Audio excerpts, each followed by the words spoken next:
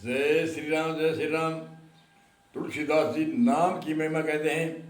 रामचंद्र जी ने तो उदाहरण देते हैं, अहिला आदि कई संपर्क में हनुमान जी जैसे संपर्क में आए, उनका कल्याण किया। और राम नाम है वो, इसकी कोई अवधि नहीं, अनादिकाल से ही राम नाम से जीव का कल्याण होता है। वाल्मीकि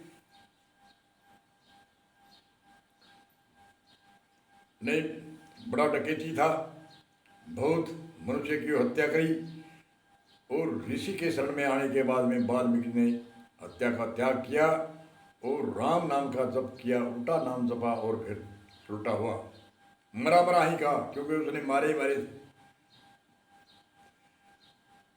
वाल्मीकि नारद मुनि दासी के पुत्र में थे, फिर भी राम नाम से इनकी महिमा है। अनेक ऋषि मुनि ऐसे, प्रहलाद भगत जैसे अनेक राम नाम से थे, और रामचंद्र जी के संपर्क में तो, और एक लंका में जब सेतु पुल बांध रहे थे उस समय भी राम ने एक पत्थर रखा और हनुमान जी छुप करके पीछे, तो राम ने पत्थर रखा, वह डूब गया।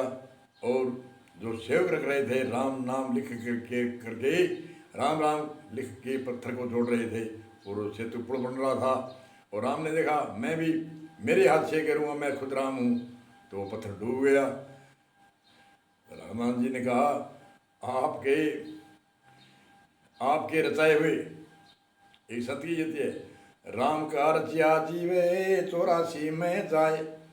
राम का रचा हुआ जीव है जो 84 भूता है, और जिसको संत अपना लेते हैं और राम नाम का जप देते हैं, वो 84 से तिर जाता है, भौं सागर से तिर जाता है।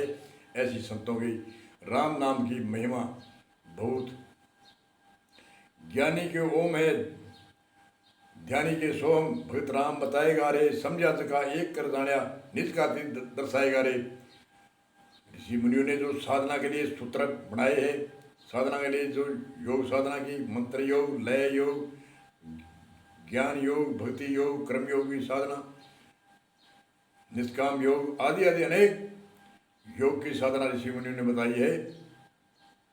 वो ऋषि मुनियों की बड़ी शोध है, बड़ी उनकी सरद है। हम तो उसको पढ़ भी नहीं सकते, और ऋषि मुनियों ने बड़ी खोज करके हर मानव के कल्याण के लिए बहुत खोज करी है। तो संत ऋषि का बड़ा महत्व होता है। एक अज्ञानी को ज्ञान दो और सारी पृथ्वी का ध्यान दो। एक अज्ञानी को ज्ञान दे देता है, बार बार जन्मने मरने को बिठा देता है, 84 योनियों 84 योनि से टालता है, आत्मज्ञान करवा देता है, और बार बार जन्मना मरना, 21 नरक के कुंड या 24 नरक के कुंड या 28 नरक के कुंड, बार बार घोर नरक में पड़ना, इस दुख से, पांचों क्लेश से निवृत्ति कर देता है। उन संत ऋषि मुनि के कितना महत्व है।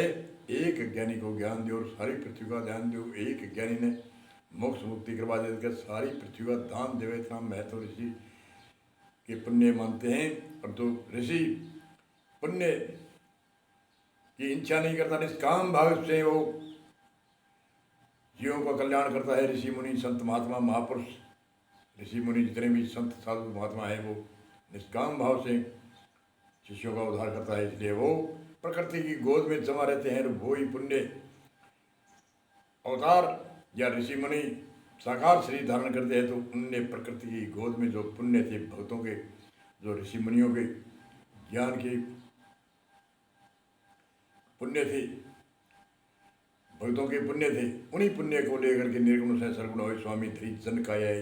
इसी तरह से काया साकार शरीर, निर्गुण से साकार शरीर प्रकट करते हैं। साधु भाई हम निर्गुण निराकारा क्या जीवों हित वपु धराई, वपु का शरीर को धारण किया, निर्गुण रूप सकारा, निर्गुण से साकार रूप धारण किया। इसलिए ऐसे संतों के नैमित्तिक अवतार, निमित्त अवतार और नित्य अवतार। नैमित्तिक अवतार जैसे कृष्ण जी रामचंद्र जी को नैमित्तिक अवतार कहते हैं। निमित्त अवतार जैसे थोड़े काम के लिए हिरण्यकश्यप को मारने के लिए आए और बाद में अंतर्ध्यान।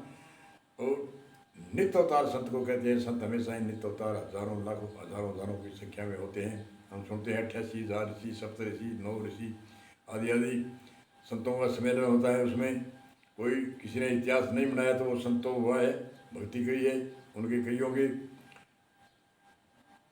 इतिहास नहीं है, इसलिए वह भी संत ऋषि मुनि थे समय के अनुकूल।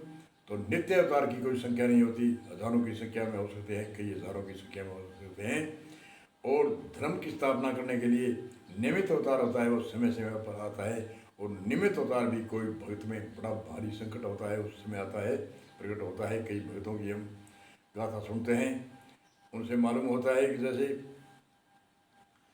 हिरण्यकश्यप को सिंह का आकार धारण, सिंह का रूप धारण करे, आप उसको कहते हैं निमित्तिक अवतार, निमित्त अवतार, थोड़े काम के निमित्त। ऐसी अनेक तरह से हैं।